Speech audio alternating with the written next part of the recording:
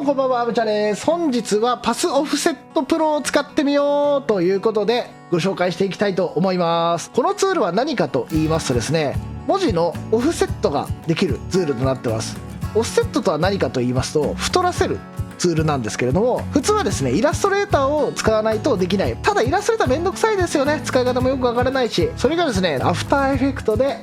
できちゃうというツールになっております。この白いものが、通常のフォントなんですけれども、そこから太らせて、で青いものをさらに太らせて外側に押し出してるような感じになってるかと思うんですね。パスのオフセットってとんがった形状とかいい感じにしてくれるので、これをエレメントで押し出すと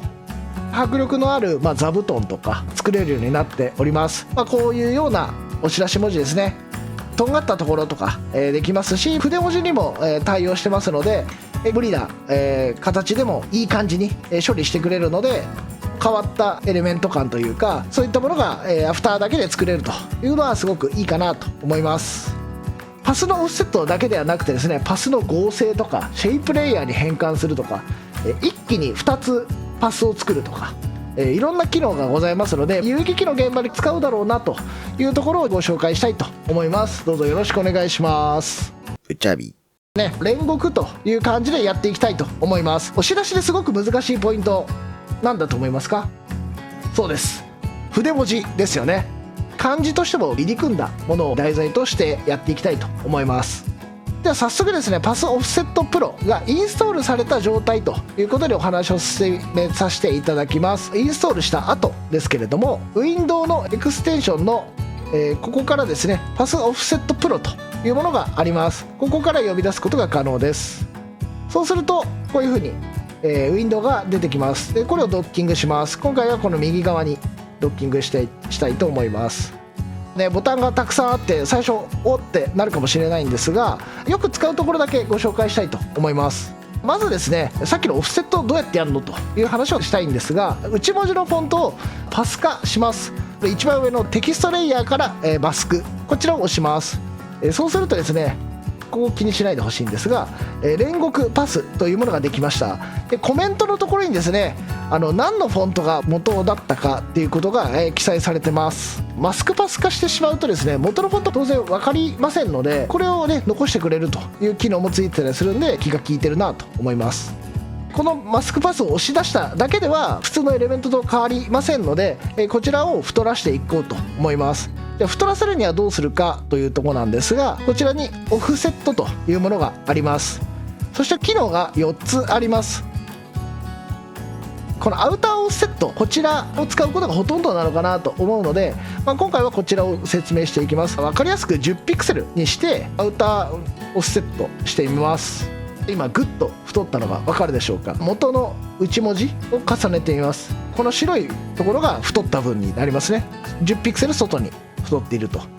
いう形になってます。特にこういう部分ですね、鋭角なところを作ってくれるというのがいいなと思います。じゃあちょっと一回戻しまして、ラウンドにしたらどうなるのかっていうのをちょっとやってみます。さっき尖ってたんですが、今回は丸い感じになったので、プリッとした文字の押し出しをしたい時なんかはラウンドがいいかなと思います。でも基本的にこのマイターってやつですかねを、使うことがほとんどです。ここ注目ポイントなんですが、今これ10ピクセル太らしてましたよね。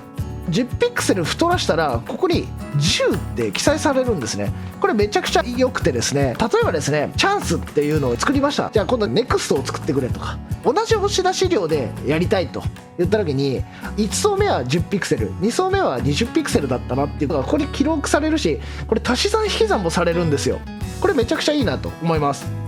じゃあもう1個作ってみたいと思います。別で作りたいので、煉獄のベースの文字をもう1回パス化しまして、で今度は15ピクセル太らしてオフセットしてみます。分かりづらいので色をつけます。ランダマイズカラーというものがあるので、このランダマイズカラーを押すとこのマスクに色をつけてくれるようですね。こういう風に見やすくしてくれると、これめちゃくちゃいいです。そうしましたら、パスが2つできました。ベースの文字と1層目2層目ができたので、それぞれ設定していきたいと思います。1個目にベース、2個目にパス、3個目に、3つ目のパスとやっていきたいと思います。そしてできたものがこちらになってます。作る工程は長くなりますので走らせていただきます。それぞれ123とあるんですが、今1番を触っているんですけれども、これはカスタムパス1番、ベースのフォントですねを押し出している状態です。2番、この黒縁ですね、こういう真っ黒になってますけれども、ここはカスタムパスの2番を設定してあります。でこちらの3番の縁ですね、プラス15ピクセルでしたかね。一発で決まればいいんですけども、やっぱり修正というものがあるかと思います。例えば外縁の金がもう一回りでかい方がいいなと修正依頼があったとしましょうか。3番の15ピクセルのものをじゃあさらに10ピクセル太らすということで、これ10って打ってオフセットをすると綺麗になります。でエレメントの方をもう一回開いてみましょう。さっきより一回り太くなった金が手に入ったかと思います。こんな感じで太い縁も作ることができるという形になっております。現場ですともうこの辺の機能があれば十分かなと思いますが、いろんな機能も他にもありますのでご紹介したいと思います。で一つはブーリアンのユニオンというものがあります。マスクパスを合成するんですけれども、例えばこのシルエットに、トゲが欲しいと、こっちにも欲しいんだと言った時に自分で描いちゃいます。こうやってほらこうやって描いちゃいます。ビュッとこれも尖っててほしいと。でこれだと綺麗につながってないのでこのまま押し出すと当然変なことになってしまうんですが、この状態でユニオンマスクというものを押すと、見ててくださいね、押します。青いパスが消えてこれ一つのパスになりました。こちらで引いたやつも、同じパスになってますね。でこの状態でエレメントに戻ってみるとパスが合成されてますので、これがいいかどうかは置いといて、こんな風にパスが継ぎ足されてデザインが変わったのが分かるかと思います。なかなかユニークな機能かなと思います。ちょっと、これはちょっと まずいですけれども、こんなこともできるようになってますということですね。続きましてマルチストロークというもののご紹介をしたいと思います。二重三重の縁を1回で作ることができるというものになってます。でこちらにあるんですけれども、これでいうと5ピクセル太らしたのを3つ一緒に作るぜということになってます。分かりやすく10ピクセルとかにしてやってみましょう。テキストをテキストマスクにします。クリエイトマルチストロークというものを押します。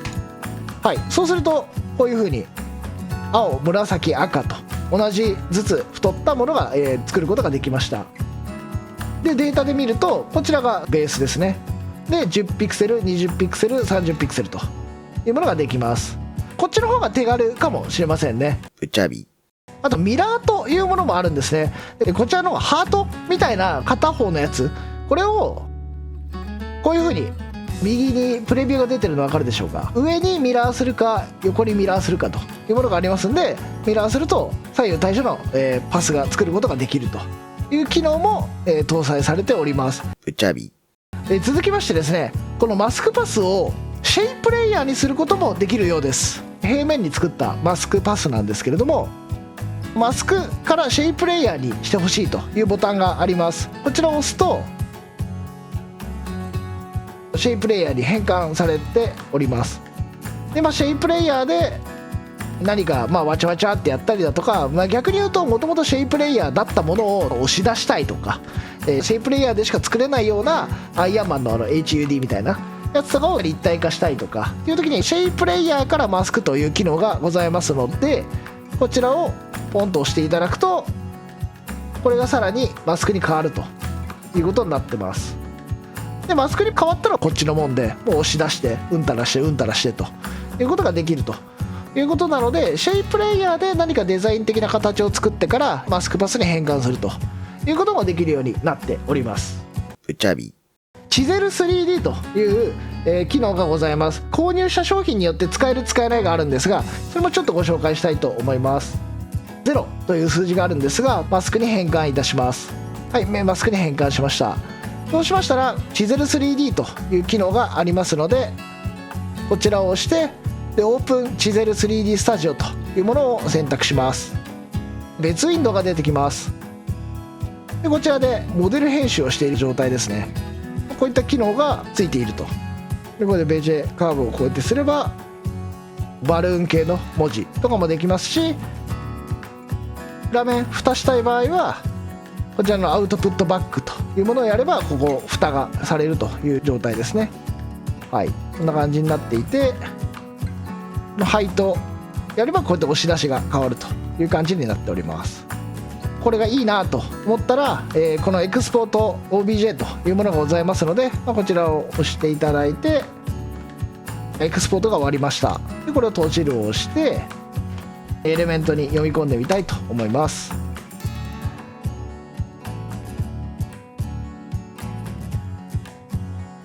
はい、このように読み込みができました。こんな感じですね。で例えばこれをミラーにしてですね、こんな風にやるとか、こんな感じでできました。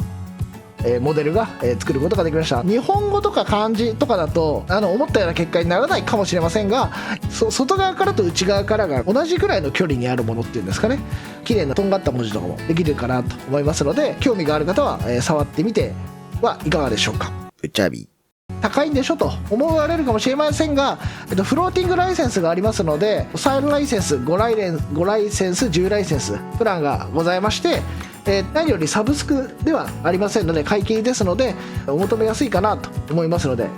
ご購入を検討してはどうでしょうか。フローティングライセンス5シートで、約4万いくらでした。概要欄にリンク貼っておきますので、非常にいいものだなと思いますので、今回はご紹介させていただきました。うちゃび